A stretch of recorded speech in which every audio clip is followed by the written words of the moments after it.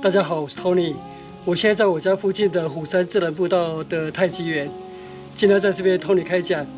我最近聊到儒家思想，那有不少观众留言，就是说很讨厌儒家的礼教思想，例如宋儒谈什么存天理、灭人欲，这种思想非常的令人讨厌。那我想其实你是误解了，不了解整个事情的来龙去脉。那我今天 Tony 开讲，就跟大家说清楚、讲明白。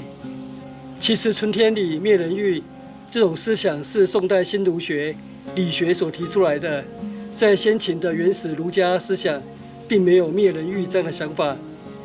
例如孔子删定的《诗经·国风·周南》的第一篇《关雎》，就写什么呢？窈窕淑女，君子好逑。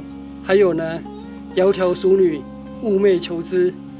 悠哉悠哉，辗转反侧。这首诗的意思就是一位年轻的男子看到一位美丽的窈窕淑女，所以就非常的喜欢她，朝朝暮暮，早上想着她，晚上也想着她，连做梦都会梦到她，然后醒来了就睡不着，一直想着她，想着说我要怎么样把这个女孩追到手。那孔子有反对情欲吗？当然没有，他还把《关雎》列为诗经之首。如果他反对的话，那他早就把这一篇给删掉了，我们现在也看不到。而孔子删定的《周易》在系辞上就写到：一阴一阳之谓道，就是男欢女爱，就是天地之道。所以儒家是没有主张要消灭人欲，而是主张要用礼来规范人的情欲。那这个在荀子的理论就写得非常的清楚。那我就翻译一下荀子的理论开头的一段话，把它翻译成白话文，念给大家听听。礼是起源于何时呢？因为人天生就是有欲望，有欲望而得不到满足，就不得不去追求。但是追求欲望如果没有节制，那人与人之间就会互相争夺，互相争夺就会产生动乱，而动乱的结果，整个社会就会陷于困境。先王因为担心社会陷于混乱，所以制定礼义，来让每个人都能安分守己，让大家都能够满足自己的欲望。这就是礼乐制度的起源。所以儒家思想的人性论是认为人是有欲望的，而这个欲望你是没有办法消灭它，只能用礼乐制度来规范它。那为什么儒家到了宋代会发展出新儒学、理学这样的东西，强调灭人欲呢？那道理也很简单，就是因为当时儒家退流行了，被佛家思想给打败了。那退流行你怎么办？当然要想办法提高自己的竞争力。你们儒家说人有情欲，所以要用礼这个绳索来绑住这个欲望，来驯服这个欲望。但这种做法太逊了，反而让人没有办法真正的摆脱束缚。那我们佛教有一套很高明的心理分析，把你的欲望分析得非常的透彻，贪、嗔、痴一一破除，六根清净，无欲无望，无想无念，凡所有相，皆是虚妄。人的欲望清得一干二净。所以当时中国佛教兴盛，很多人都去吃斋念佛了，那儒家思想就被打败了，简直看不到佛家思想的车尾灯。那如果你是儒家思想，那你该怎么办？就举个例子来说，有两家店，一家是孔家店，一家是佛家店。那佛家店的生意越来越好，我们儒家店的生意越来越差。业务人员每天出去谈生意，那回来都愁眉苦脸。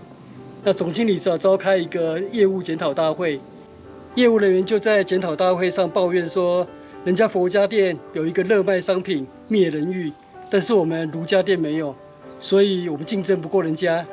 那总经理听了以后，那这样子我们应该检讨我们的产品啊，我们要向我们的竞争对手学习，我们也来推出一个儒学 2.0 的版本，就是我们也来卖灭人欲这样的商品。儒家店的新产品推出之后，孔家店的业务人员走路就有风了，因为我们的产品更具竞争力，我们的产品 CP 值更高。你按照我们儒家产品的使用说明书去使用，你就可以灭人欲，而且你不必辛苦的出家灭绝人伦，你也不必花大钱奉献去礼佛，你也不必买一座山壁，然后花大钱请工匠去雕刻佛像，来希望获得佛陀的保佑。把这些钱省下来，你用我们儒家的产品就可以灭人欲了。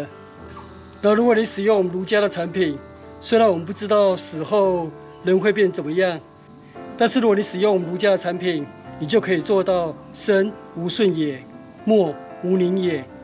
你这辈子可以平平顺顺的度过，然后你可以平静宁静的面对死亡。我们儒家思想虽然没有像佛家有往生病房，但是我们有安宁病房，可以让你平静的面对死亡。但是很多消费者还是会有疑虑，他们会质疑说，我们还是很在意死后的世界，我们很希望能够获得永生，但是你们儒家的灭人欲这个产品就是没有提供这个效用。那的确，这是儒家灭人欲这个产品最大的缺点。但是反过来说，这个缺点也是它的优点。业务人员可以跟大家解释说，我们儒家的产品有一个很大的特色，就是我们的思想是属于开放系统的。这个系统跟别的思想的系统是可以彼此相容的，所以你是可以同时购买这两个产品，儒佛双修。这样子的话，你就得到双重的保障了。那为什么呢？因为在你死前的时候，你可能还是会有一丝一丝的疑虑。那我这辈子做的善事够不够？我这辈子修行够不够？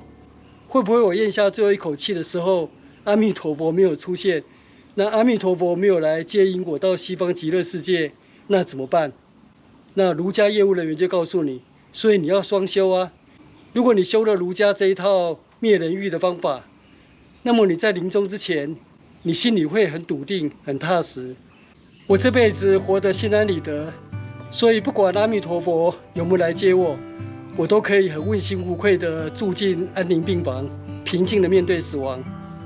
因为儒家思想是属于开放系统，所以我们看到宋代著名的儒家知识分子，例如欧阳修、苏东坡，都与一些著名的和尚交游，也是儒佛双修，并不排斥佛家思想。甚至到明朝末年，著名的儒家知识分子徐光启也是皈依基督教，他还与利玛窦联合翻译欧几米德的名著《几何原本》。那当时的海盗郑芝龙，他也学习葡萄牙语，皈依天主教，学习西方的新知，所以后来他的舰队横行台湾海峡，连荷兰人都怕他。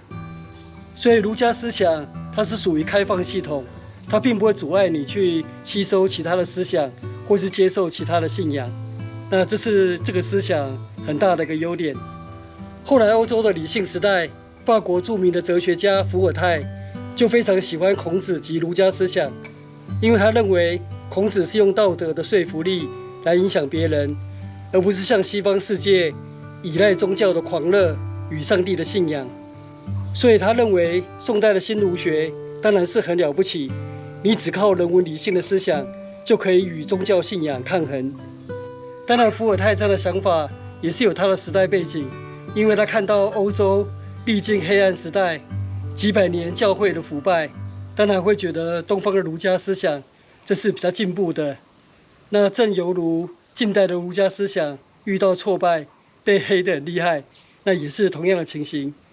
而欧洲的黑暗时代持续了好几百年，但是儒家在近代的挫败还不到200年就脱离谷底而呈现复兴之势了。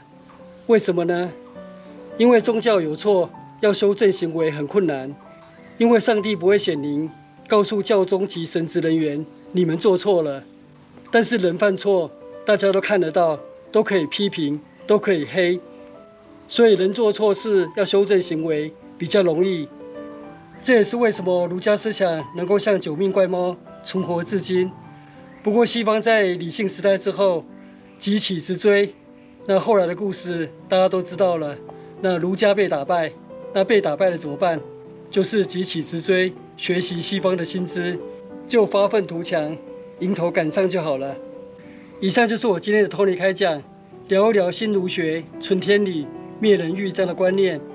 其实并不是大家想象的那样子，而是当时儒家为了提高本身思想的竞争力，向佛家那边学习来的。